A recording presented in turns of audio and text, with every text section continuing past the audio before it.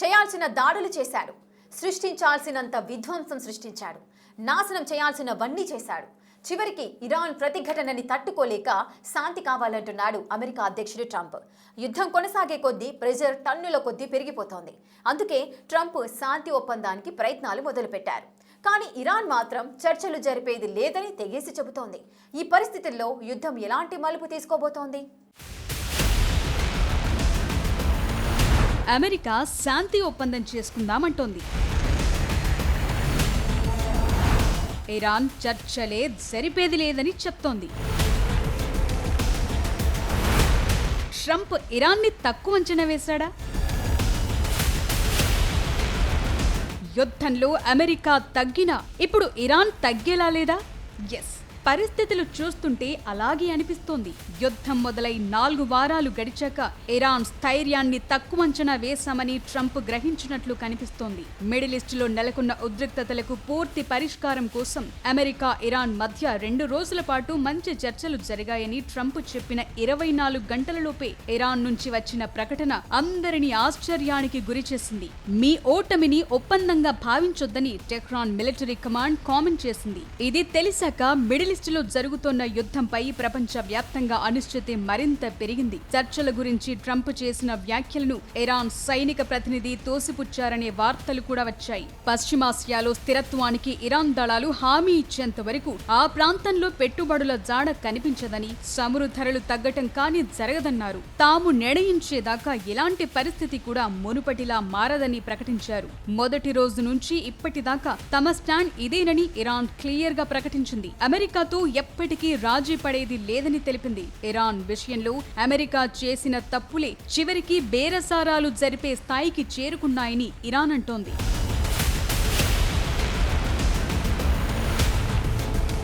వాస్తవానికి ఇరాన్ ఈ రేంజ్లో ప్రతీకారం తీర్చుకుంటుందని అమెరికా అంచనా వేసి ఉండకపోవచ్చనేది విశ్లేషకుల అభిప్రాయం.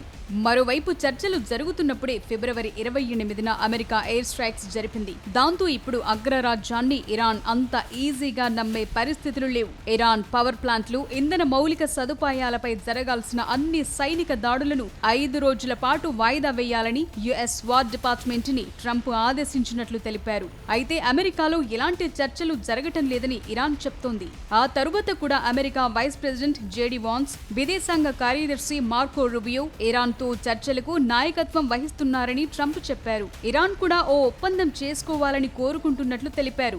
తమ దాడుల్లో Iran navy, air force communication system దెబ్బతిందని చెప్పారు. స్థిరమైన ప్రతిపాదనలు ముందుంచితే యుద్ధాన్ని ముగించేందుకు ఇరాన్ కూడా సిద్ధంగా ఉన్నట్లు తెలుస్తోంది. ఈలోగా ఇరాన్ కు వ్యతిరేకంగా జరిగే వార్ ఆపరేషన్స్ కి మద్దతుగా సుమారు 3000 మంది సైనికులను మిడిల్ ఈస్ట్ కు పంపాలని ట్రంప్ ప్రభుత్వం యోచిస్తున్నట్లు అమెరికా మీడియాలో వార్తలొచ్చాయి.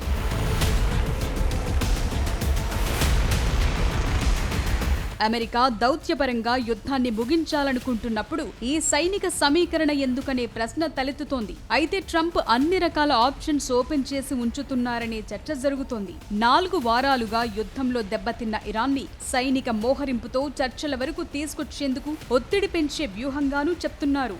మరోవైపు ట్రంప్ పైన ప్రెషర్ పెరుగుతోంది.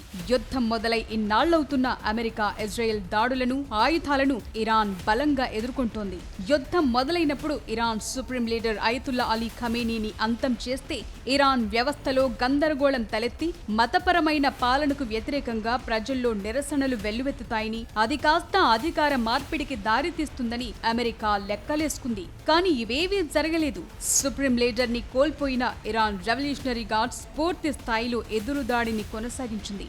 అంతేకాదు ఇరాన్ ట్రంప్ ఊహించని మరో పని చేసింది. గల్ఫ్ రీజియన్ లో అమెరికా మిత్ర దేశాలను టార్గెట్ చేసింది. ఇరాన్ ఈ దేశాల్లో దాడులు చేస్తుందని ఎవరూ ఊహించలేదు. అరబ్ దేశాలు కూడా అభివృద్ధి చెందుతున్న తమ ఆర్థిక వ్యవస్థలకు ముప్పు కలిగేలా యుద్ధం మొదలు పెట్టొద్దని గతంలోనే ట్రంప్ ప్రభుత్వాన్ని కోరాయి. ఇరాన్ కౌంటర్ అటాక్స్, అమెరికా మిత్ర దేశాల నుంచి పెరుగుతోన్న ఒత్తిడి అమెరికా ప్రెసిడెంట్ ని ఇరకాటంలో పడేశాయి. ఈ దశలో కాల్పుల విరమణకు ఇజ్రాయెల్ సిద్ధంగా లేదు. కానీ సమయం మించిపోతోందని ట్రంప్ కు బాగా తెలుసు. తాను మొదలుపెట్టిన యుద్ధాన్ని తానే ముగించి గొప్పగా చెప్పుకునేందుకు ట్రంప్ ఏదైనా సాధించాలి. కానీ ఇరాన్ అంత ఛాన్స్ ఇవ్వటం లేదు. అగ్రరాజ్యమైన, అతి సాధారణ దేశమైన యుద్ధం మొదలు పెట్టడం సులభమే. కానీ యుద్ధం ముగించడం అంత ఈజీ కాదనే విషయం అమెరికా ప్రెసిడెంట్ ట్రంప్కు ఇప్పుడే అర్థమవుతోంది. యుద్ధంలో ఇచ్చి పడేద్దామని అమెరికా అనుకుంటే రివర్స్లో ఇరాన్ ఇరగదీస్తోంది. ఇలా అయితే యుద్ధం ఇప్పట్లో ఆగుతుందా? రెండు దేశాల మధ్య అగ్రిమెంట్ కుదురుతుందా? అగ్గి మంటలు మరింత రాజుకుంటాయా?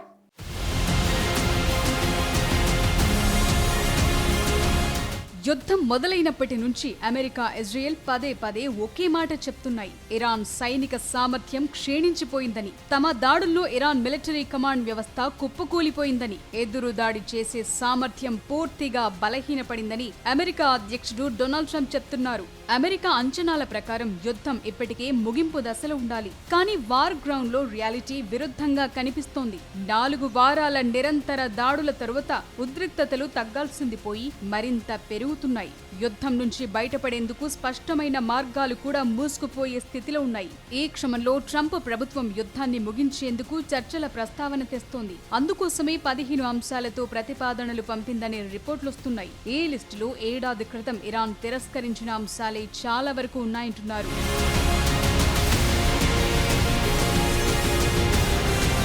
ఇప్పుడున్న పరిస్థితుల్లో యుద్ధాన్ని ఆపటానికి ఇరాన్ సిద్ధంగా లేదు. కానీ ఓ మెరుగైన ఒప్పందం కోసం ఆ దేశం పోరాటం కొనసాగించే అవకాశాలున్నాయి. టెహ్రాన్ పై ఏడాదిలో 2 సార్లు దాడి జరిగింది. ఇప్పుడు అయతుల్లా అలీ ఖమేనీ కూడా అంతమయ్యారు. అందుకని ఇరాన్ నాయకత్వం లొంగిపోయినట్లుగా అనిపించకూడదు. అదే సమయంలో భవిష్యత్తులో మళ్లీ దాడులు జరిగే పరిస్థితులు ఉండకూడదు. అంతకు మించి ఇరాన్ ఒప్పందానికి అంగీకరించే అవకాశం లేదు. ఇప్పటికే ఇరాన్ హర్ముజ్ జలసంధిని స్తంభింపచేసి ప్రపంచ ఆర్థిక వ్యవస్థకు, కీలక మార్కెట్లలో ఇంధన భద్రతకు ముప్పు తెచ్చింది. అందువల్ల ఈ యుద్ధాన్ని సాగదీసి తమ భద్రతకు హామీ ఇచ్చే మెరుగైన ఒప్పందం కోసం బేరసారాలు జరిపేందుకు ఇరాన్ కు ఇప్పుడే మంచి అవకాశాలున్నాయి. కానీ ఎక్కువ రోజులు యుద్ధం కొనసాగితే ఇరాన్ మరింత నష్టపోయే ప్రమాదం కూడా ఉందంటున్నారు. అందువల్ల ఇరాన్ కూడా యుద్ధం నుంచి బయటపడే మార్గాన్ని కనుగొనాలనే అభిప్రాయాలు వినిపిస్తున్నాయి. ఇప్పటికే యుద్ధంలో 1500 మందికి పైగా ప్రజలు మరణించారు. కీలక నగరాలు, ప్రదేశాలు, స్థావరాలు దెబ్బతిన్నాయి. ద్రవ్యోల్బణం కూడా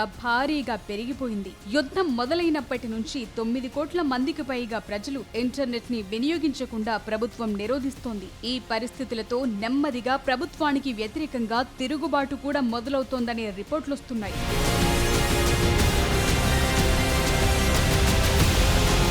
ఇరాన్లో అత్యున్నత నాయకత్వాన్ని తొలగిస్తే మొత్తం వ్యవస్థ కుప్పకూలిపోతుందని అంచనా తప్పింది. పైగా ఇప్పుడు చర్చలు ఎవరితో జరపాలి అనేది కూడా కన్ఫ్యూజన్ కి దారితీస్తోంది. ఇరాన్ ప్రెసిడెంట్ మసూద్ ఇప్పటి వరకు చాలా లో ప్రొఫైల్ మెయింటైన్ చేస్తున్నారు. యుద్ధం మొదలైన తరువాత ఇరాన్ దాడులతో ప్రభావితమైన గల్ఫ్ దేశాలకు ఆయన క్షమాపణలు చెప్పారు. ఇది ఐఎన్జీసీలోని కొన్ని వర్గాలకు ఆగ్రహం తెప్పించినట్లు తెలుస్తోంది. ముజ్తబా ఖమేనీ అధికార పగ్గాలు చేపట్టిన తరువాత మసూద్ చాలా తక్కువగా మాట్లాడుతున్నారు. ఇది దౌత్యపరమైన మార్గాలను మరింత పరిమితం చేస్తోంది. ప్రస్తుతం ట్రంప్ దాడులను నిలిపివేశారు. కానీ ఇది ఎంతకాలం ఉంటుందనే దానిపై క్లారిటీ లేదు. ఇరుపక్షాల చర్చలకు దారులు మూసుకుపోతున్న వేళ ట్రంప్ దగ్గరున్న ప్రత్యామ్నాయాలు కూడా తగ్గిపోతున్నాయి. ఇరాన్ కూడా బలహీనంగా కనిపించకుండా ఉండేందుకు వెనక్కు తగ్గే అవకాశం లేదు. అమెరికా, ఇజ్రాయెల్ కేవలం ఎయిర్ ఫోర్స్ తో యుద్ధాన్ని గెలిచే పరిస్థితులు లేవు. దాంతో మున్ముందు ఏం జరగబోతోంది? యుద్ధానికి ముగింపు పలికేలా చర్చలు జరుగుతాయా లేదా అనేది ఇప్పుడు ఆసక్తి రేపుతోంది.